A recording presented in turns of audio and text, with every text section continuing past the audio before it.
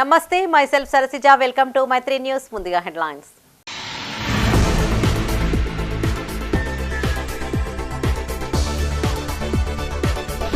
చామనపల్లి పిహెచ్సిని పరిశీలించిన collector. Thyroid మాత్రలు అందుబాటులో ఉంచాలని ఆదేశం.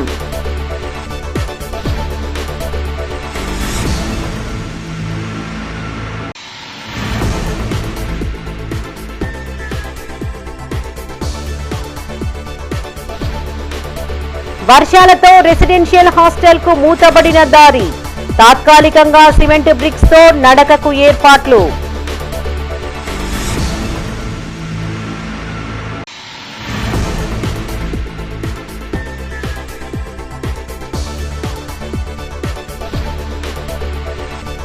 నిండుకుండల లోయరు మానేరు డ్యాం 24 టీఎంసీలకు గాను 17 టీఎంసీల నీరు చేరిక.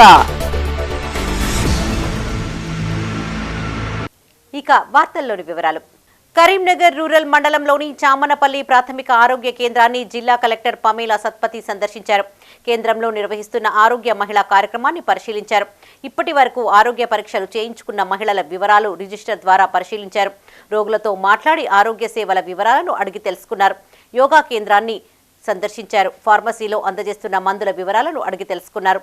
ఉన్నతాధికారులతో మాట్లాడి థైరాయిడ్ మాత్రలను అందుబాటులో ఉంచాలని డిఎంహెచ్ఓను ఆదేశించారు. జిల్లా కలెక్టర్కు వైద్య సిబ్బంది హిమోగ్లోబిన్ పరీక్ష చేశారు. ఈ కార్యక్రమంలో కలెక్టర్తో పాటు డిఎంహెచ్ఓ సుజాత, ప్రాథమిక ఆరోగ్య కేంద్రం వైద్యులు, సిబ్బంది పాల్గొన్నారు.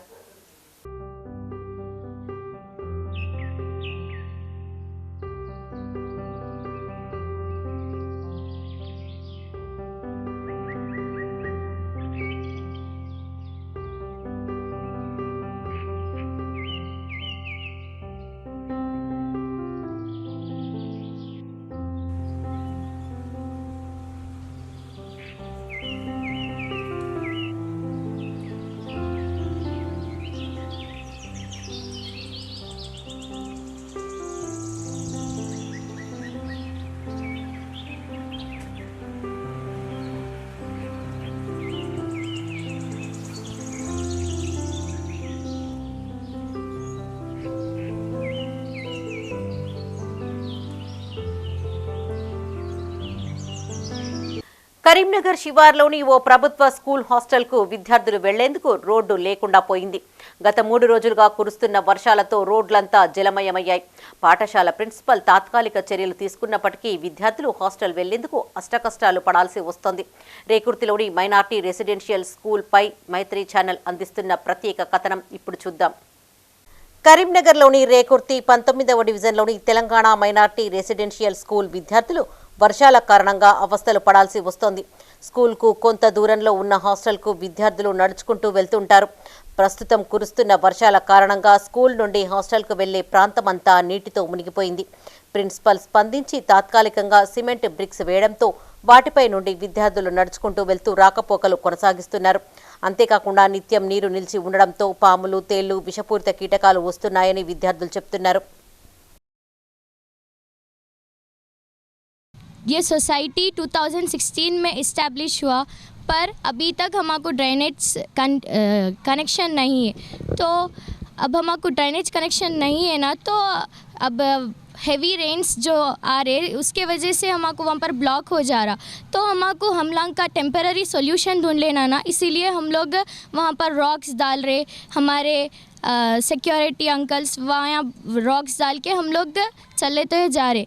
और ज़्यादा रेन्स गिरे तो we have to see the another way, that is the road. So there we have the more traffic, so it is very risky for us, so we can't go from that side. So we are requesting our municipal commissioner madam and government to make our drainage system and connect our drainage system. And not only here, sir, there we have the blocked system of water. From there we are getting mosquitoes, so we are falling sick. So that's the reason, that is whole year problem for us. వర్షం పడడం వలన మేము చాలా ఇబ్బంది పడాల్సి వస్తుంది. అక్కడ water అది ఎక్కువ వర్షం వస్తే జమ అవుతున్నాయి వాటర్. అక్కడ నుంచి ఏమన్నా పురుగులు, పాములు వస్తే అవి హాస్టల్ బ్లాక్ లోపలికే వస్తాయి.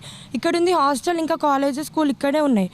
మేము అక్కడికి వెళ్ళాలంటే రాక్స్ నుంచే మళ్ళీ అక్కడ వెళ్ళడానికి మళ్ళీ ఇంకా ఎక్కువ వాటర్ వస్తే ఎలా వెళ్ళాలో ఇంకా అర్థమవుతలేదు. రోడ్ పై నుంచి అక్కడ నుంచి వెళ్తే చాలా ట్రాఫిక్, అంత వెహికల్స్ అంతా ఇబ్బంది పడుతున్నాం. ఇంకా ఇక్కడ నుంచి అయితే అటు సైడ్ వాటర్ వలన, డ్రైనేజ్ వాటర్ వలన దోమలు వస్తున్నాయి. ఇక్కడ మా క్యాంపస్లో ఇంకా డ్రైనేజ్ ప్రాపర్గా లేదు, సఫిషియెంట్ లేదు.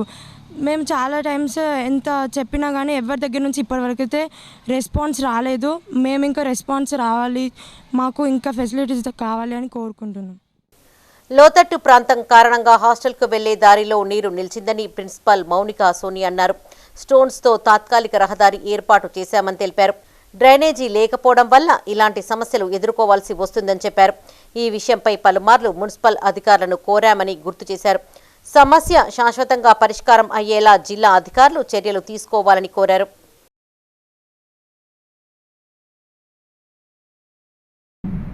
2016లో ఎస్టాబ్లిష్ అయింది Telangana minority Rekurthi girls 1.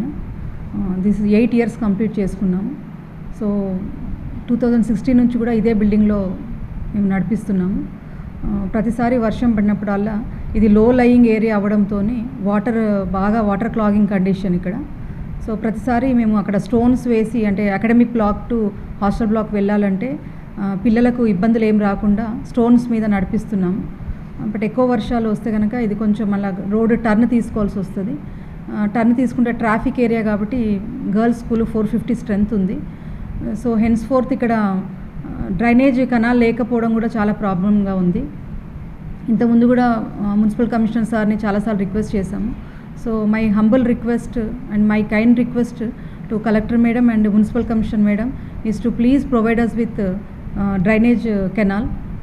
So that would be a permanent solution to the school and hostel. It would be a great help to 450 students who are studying here. నీరు ఎటు వెళ్లలేని పరిస్థితుల్లో భారీగా నిలిచిందని విద్యార్థులు తెలిపారు. ప్రతిసారి వర్షాకాలంలో ఇదే పరిస్థితి ఏర్పడుతుందని గుర్తు చేశారు. పాములు, తేళ్లతో పాటు విషపూరిత క్రిమి కీటకాలు తిరుగుతున్నాయని భయాందోళనకు గురి అవుతున్నామని చెప్పారు. ప్రిన్సిపల్ చొరవతో సిమెంట్ బ్రిక్స్తో తాత్కాలిక రహదారిని నిర్మించుకున్నామని అన్నారు. వర్షం కురిసిన ప్రతిసారి ఇలాంటి పరిస్థితులే ఏర్పడుతున్నాయని వాపోయారు. శాశ్వత పరిష్కారం దిశగా అధికారులు చర్యలు తీసుకోవాలని విద్యార్థులు కోరుతున్నారు.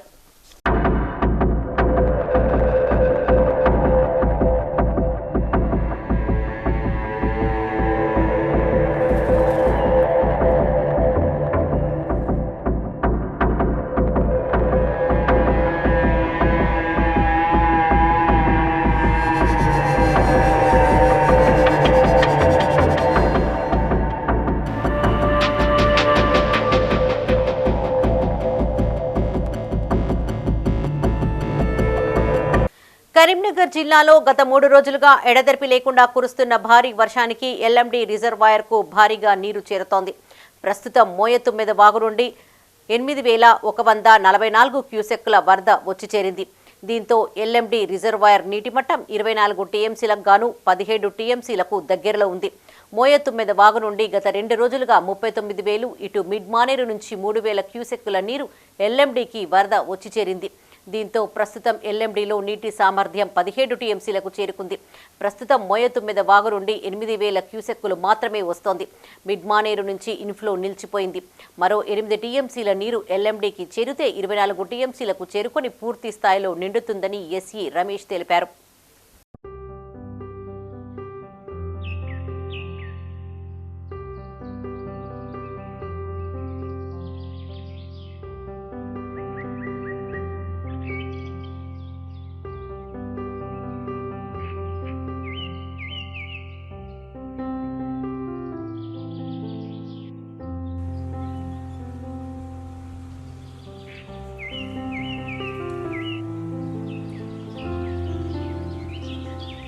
కరీంనగర్ జిల్లా గన్నేరువరం మండలంలోని గునుకుల కొండాపూర్ గ్రామంలో ఇటీవల కురిసిన వర్షానికి పలు ఇండ్లు జలమయమయ్యాయి.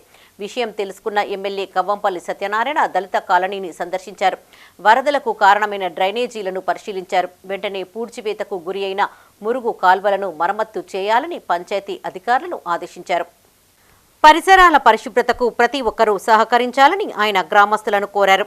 గ్రామంలో దళిత కాలనీలో నిర్మించే సీసీ రోడ్ల వివరాలను పంచాయతీరాజ్ డిఈ మంజుల భార్గవికి వివరించారు. అతి త్వరలోని దళిత కాలనీలో సీసీ రోడ్లు, మురికి నీటి కాల్వల నిర్మాణం చేపట్టాలని అధికారులకు సూచించారు. ఈ కార్యక్రమంలో ఎమ్మెల్యేతో పాటు ఎంపీఓ శ్రీనివాస్, కాంగ్రెస్ నాయకులు నీలపట్ల కనకయ్య, తాళ్లపల్లి శ్రీనివాస్, నాయకులు, గ్రామస్తులు, కార్యకర్తలు పాల్గొన్నారు.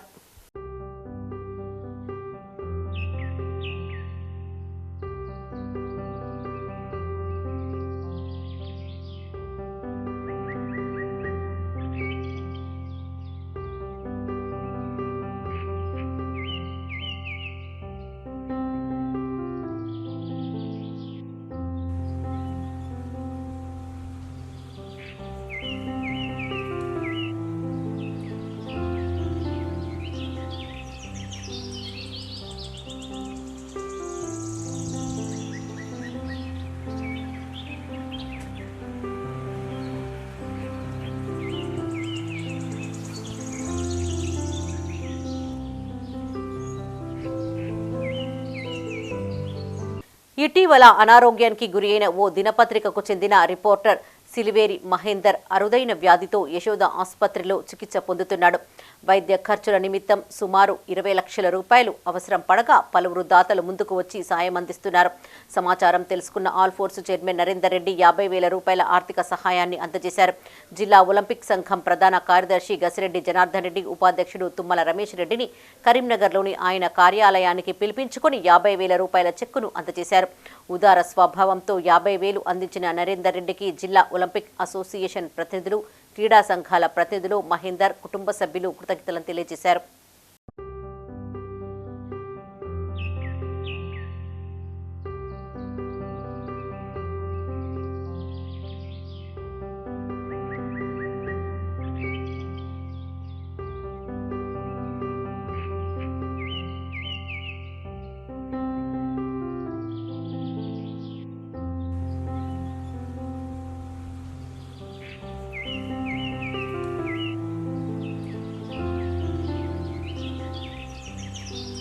కరీంనగర్ జిల్లా గన్నేరువరం మండలం మైలారం గ్రామ రహదారి వెంట ఉన్న చాకలికుంట కట్టను దారి ఇరుకుగా ఉన్న కారణంగా కొందరు రైతులు జేసీబీ సహాయంతో తొలగించారు.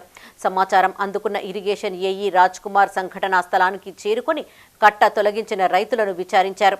వెంటనే చెరువు కట్టను పునరుద్ధరించాలని, లేని పక్షాన చట్టపరమైన చర్యలు తీసుకుంటామని హెచ్చరించారు. రైతులు చెరువు కట్టను యథావిధిగా రిపేరు చేస్తామని చెప్పడంతో సమస్య సద్దుమణిగింది. చెరువులలో ఎలాంటి తవ్వకాలు, నిర్మాణాలు చేపట్టడం, మట్టిని నింపడం లాంటివి చేయకూడదని ఏఈ రాజ్ కుమార్ అన్నారు. ఇలా చేస్తే కఠిన చర్యలు ఉంటాయని ఆయన హెచ్చరించారు.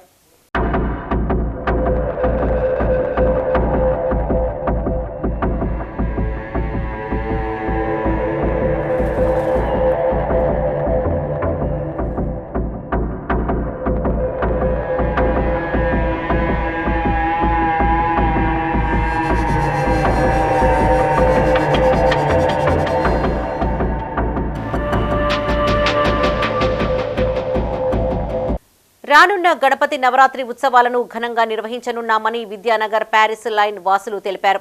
విద్యానగర్లో ఏర్పాటు చేసిన గణేష్ మండపం వద్ద గణపతి నవరాత్రి ఉత్సవాల కమిటీ ఆధ్వర్యంలో కమిటీ నామకరణంతో పాటు ఉత్సవాలు కార్యక్రమ వివరాలకు సంబంధించిన లోగోను ఆవిష్కరించి జ్యోతి ప్రజ్వలనతో ప్రారంభించారు. అనంతరం కమిటీ నామకరణ బోర్డు, కమిటీ లోగోతో పాటు నవరాత్రి ఉత్సవాల్లో భాగంగా ఏర్పాటు చేస్తున్నటువంటి పూజా కార్యక్రమాల వివరాలు, అలంకరణ వివరాలను తెలియజేశారు. ఇప్పటి నుండి ప్యారిస్ లైన్ ఉమాపుత్ర ఉత్సవ కమిటీగా నిర్ణయించామని నిర్వాహకులు తెలిపారు. ఈ ఏడాది ఉత్సవాలు మరింత వైభవంగా నిర్వహిస్తామని కమిటీ సభ్యులు కోట సతీష్ కుమార్ తెలిపారు. సుమారు 1,00,000 మంది దర్శించుకునేలా సౌకర్యాలు ఏర్పాటు చేస్తున్నామని చెప్పారు. శనివారం నుండి ప్రతిరోజు ప్రత్యేక కార్యక్రమాలు ఉంటాయన్నారు. గురువారం రోజున శ్రీ కుబేర లక్ష్మీ గణపతి ప్రత్యేక అలంకరణ చేయనున్నామని, ఇందుకుగాను కరెన్సీ నోట్లతో ఏర్పాటు చేస్తామని తెలిపారు. ఈ కార్యక్రమంలో కమిటీ సభ్యులు కోట సతీష్తో పాటు బీజేపీ నేత బండ రమణారెడ్డి, కాలనీ వాసులు తదితరులు పాల్గొన్నారు.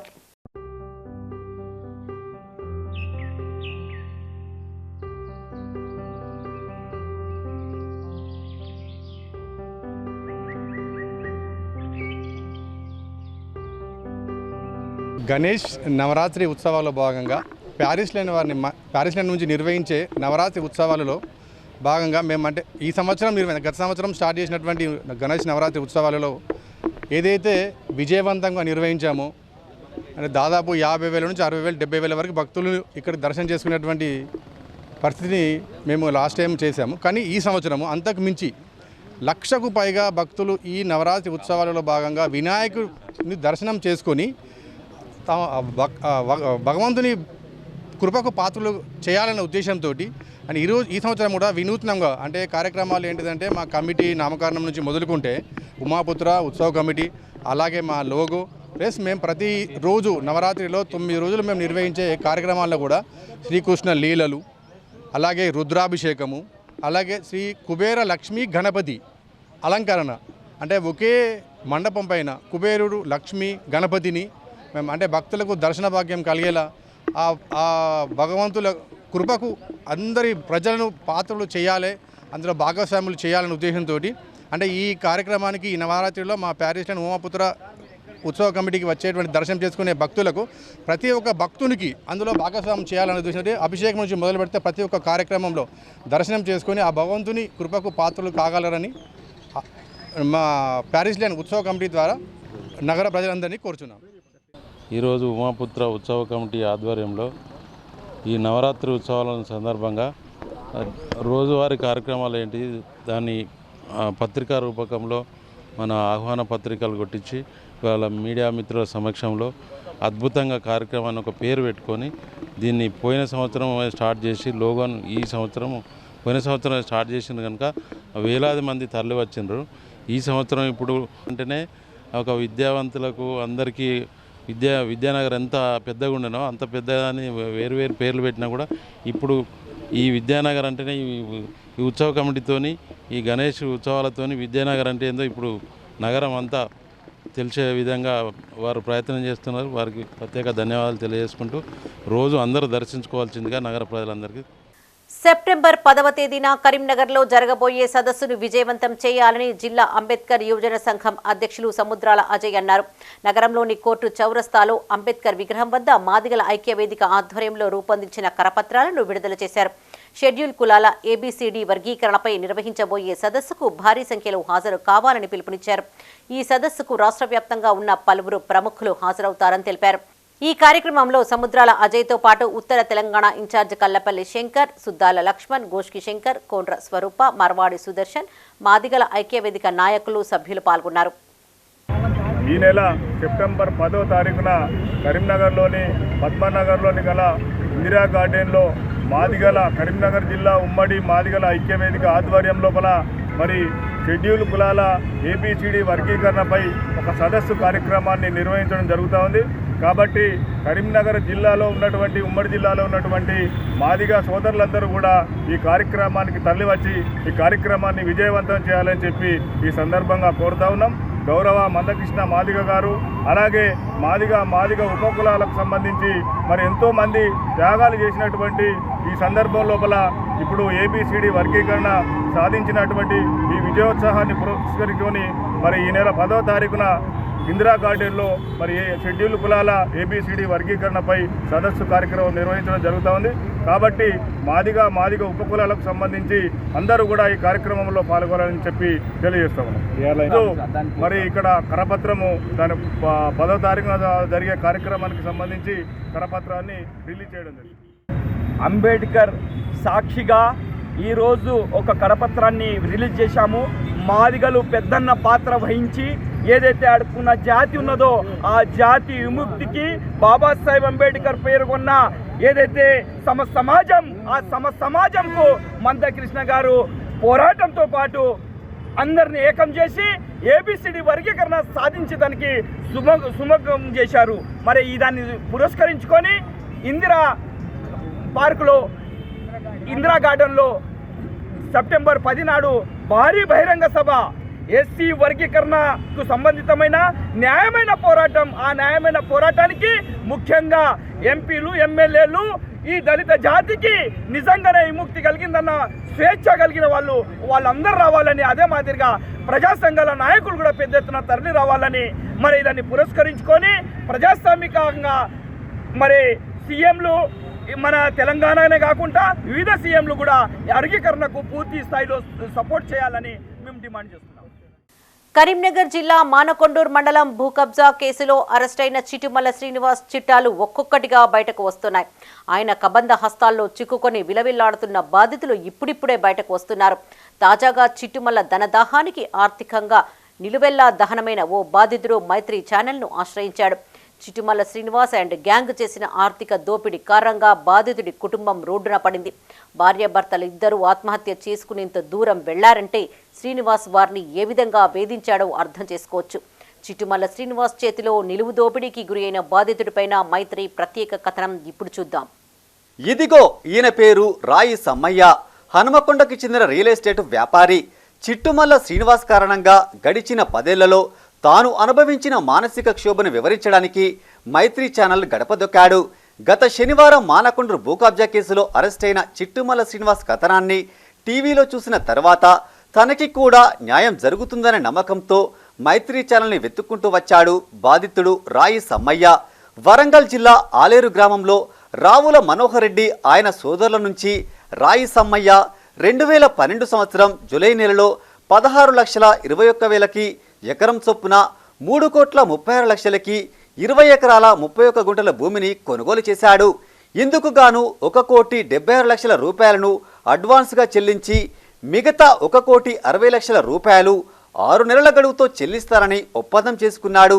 ఇదే సమయంలో సుమారు 1,50,00,000 రూపాయలు వెచ్చించి వెంచర్ డెవలప్ చేశాడు. 6 నెలల గడువు సమయం దగ్గర పడడంతో మిగతా బ్యాలెన్స్ అమౌంట్ భూమి యజమానులకు చెల్లించేందుకు సిద్ధమవుతుండగా యజమానుల మధ్య మనస్పర్ధల కారణంగా కొనుగోలు ప్రక్రియ 3 ఏళ్లు వాయిదా పడింది.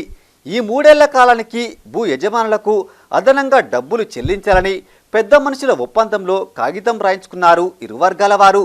తాను కట్టాల్సిన 1,60,00,000 రూపాయలకు గాను 2,52,50,000 కట్టాల్సిందిగా ఒప్పందం కుదుర్చుకున్నారు. అయితే ఆ మొత్తాన్ని కేవలం నెల రోజుల గడువులోనే చెల్లించాల్సిందిగా ఒప్పందం పెట్టారు పెద్ద మనుషులు. లేని ఎడల సమ్మయ్య మొదటి దఫాలో కట్టిన పేమెంట్ మాత్రమే వాపసిచ్చి అగ్రిమెంట్ క్యాన్సిల్ చేసుకోవాలని షరతు పెట్టారు.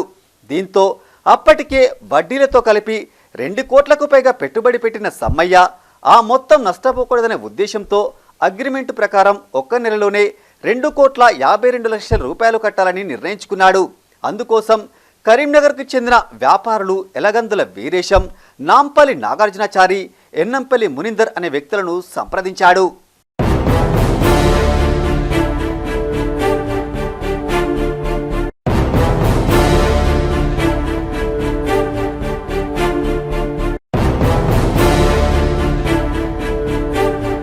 రాయి సమ్మయ్య అమాయకత్వాన్ని ఆసరాగా చేసుకున్న 3 వ్యాపారులు ఆయన కొనుగోలు చేయబోతున్న భూమిని కొట్టేసేందుకు ప్రణాళిక సిద్ధం చేశారు.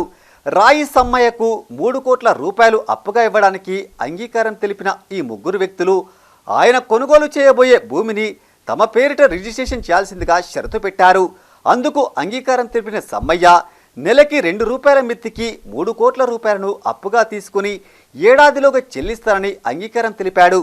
అయితే భూమి వ్యాపారుల పేరిట రిజిస్ట్రేషన్ కాగానే తాము అప్పుగా ఇచ్చిన 3 కోట్ల రూపాయలకి అగ్రిమెంట్ రాసుకుందామని ఇరు వర్గాలు ఒప్పందం చేసుకున్నారు. తాను అప్పుగా తీసుకున్న 3 కోట్ల రూపాయలు వడ్డీతో సహా ఏడాదిలోపు చెల్లించగానే వెంటనే తమ పేరు మీద రిజిస్ట్రేషన్ చేసుకున్న భూమిని తిరిగి సమ్మయ్య పేరు మీద రిజిస్ట్రేషన్ చేయాలని ఒప్పందం రాసుకున్నారు. అయితే ఆ ఒప్పందం కాగితంపై ఈ 3 వ్యాపారులు సంతకాలు పెట్టకుండా సమ్మయ్యని 6 నెలల పాటు తిప్పారు.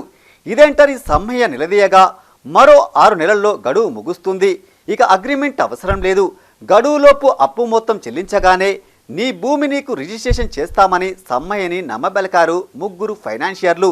ఈలోపు తాను డెవలప్ చేసిన వెంచర్ నుంచి కొన్ని ఫ్లాట్లని సమ్మయ్య అమ్ముకున్నాడు. అయితే వారికి రిజిస్ట్రేషన్ చేయాలంటే భూమి తన పేరు మీద కాకుండా ఫైనాన్స్ వ్యాపారులైన నాగార్జునాచారి, మునిందర్, వీరేశం పేర్ల మీద ఉండడంతో నేరుగా వారిని రిజిస్ట్రేషన్ చేయాల్సిందిగా కోరాడు. ఇక్కడే ఆ 3 వ్యాపారులు తమలోని అసలు కుట్ర కోణాల్ని బయటపెట్టారు. సమ్మయ్య నుంచి ఫ్లాట్లు కొనుగోలు చేసిన వ్యాపారులను ఐటీ బూచి చూపించి భయపెట్టారు కరీంనగర్ పట్టణంలో వ్యాపారుల ముసుగులో ఉన్న 3 ఫైనాన్షియర్లు. దీంతో ఫ్లాట్ల కొనుగోలుదారులు తాము ఫ్లాట్లు కొనుగోలు చేయలేమని, తాము చెల్లించిన మొత్తాన్ని తిరిగి ఇచ్చేయాలని సమ్మయ్యపై ఒత్తిడి తెచ్చారు. ఈ పరిణామంతో షాక్కి గురైన సమ్మయ్య గత్యంతరం లేక వడ్డీతో సహా ఆ మొత్తాన్ని కొనుగోలుదారులకు చెల్లించాడు. గతంలో తాను ఆ భూమి కొనుగోలు కోసం అడ్వాన్స్గా ఇచ్చిన డబ్బులు మరియు వెంచర్ డెవలప్మెంట్ కోసం వెచ్చించిన డబ్బులు ప్లస్ ఇప్పుడు వడ్డీతో సహా ఫ్లాట్లు కొనుగోలుదారులకు వాపస్ ఇచ్చిన డబ్బులు మొత్తం కలిపి సమ్మయ్యకి తడిసి మోపడైంది. సుమారు 5 నుంచి 6 కోట్ల వరకు ఖర్చయింది. అయినా కూడా ముగ్గురు ఫైనాన్షియర్లు సమ్మయ్యకి అటు అగ్రిమెంట్ ఇవ్వకుండా ఇటు భూమిని రిజిస్ట్రేషన్ చేయకుండా నెలలు కాదు సంవత్సరాల తరబడి తిప్పుకున్నారు. సమ్మయ్య ఫ్లాట్లు అమ్మడం కోసం కొనుగోలుదారులను తీసుకురావడం, వీళ్ళు రిజిస్ట్రేషన్లు చేసి ఆ మొత్తాన్ని తమ ఖాతాలోకి జమ చేసుకోవడం, వాటికి అయిన ఖర్చులను మాత్రం సమ్మయ్య ఖాతాలో వేయడం, ఇలా ఏళ్ల తరబడి డైలీ సీరియల్ లాగా కొనసాగింది. ఈ క్రమంలో రాయి సమ్మయ్య తాను తెచ్చిన అప్పులకి వడ్డీలు కట్టలేక వాటి కోసం తిరిగి అప్పుల మీద అప్పులు తేవడం, వాటికి వడ్డీలు కట్టడం, మరోవైపు కూర్చున్న ప్రతి సిట్టింగ్లో ఆ ముగ్గురు వ్యాపారులకు మందు విందులంటూ లక్షల్లో ఖర్చు చేయడం, ఇలా మొత్తం సుమారు 10 కోట్ల వరకు అప్పటికే నష్టపోయాడు బాధితుడు సమ్మయ్య. చివరికి 5 కోట్ల విలువ చేసే తన ఇంటిని సైతం తనఖా పెట్టి అప్పు తీసుకోవాల్సిన పరిస్థితి కల్పించారు ఆ ముగ్గురు దుర్మార్గులు. నా ఇల్లు లోనుకున్నది, ఆ లోను కట్టకపోతే ఇల్లు పోతే నా ఇల్లు 5 కోట్ల వర్త్ చేస్తుంది. అది 1.5 కోట్ల అప్పు తీసుకున్న వీళ్ళకి కట్టి నేను మొత్తానికి నన్ను బర్బాద్ చేసి మొత్తం వీళ్ళు ల్యాండ్ అమ్ముకున్నారు. ఇదంతా ఒక ప్లాన్ ప్రకారమే జరుగుతుండడాన్ని బాధితుడు రాయి సమ్మయ్య గుర్తించలేకపోయాడు. చివరికి ఒక రోజు అసలు సిసలైన అనకుండా చిట్టుమల్ల శ్రీనివాస్ ఏకదాటిగా కొనసాగుతున్న డైలీ సీరియల్లోకి ఎంట్రీ ఇచ్చాడు. ఈ కుట్రలన్నింటికి తెర వెనుక పాత్రధారి, సూత్రధారి అయిన చిట్టుమల్ల రాకతో రాయి సమ్మయ్య కుటుంబం అమాంతం రోడ్డు మీదకి వచ్చి పడిందని చెప్పాలి.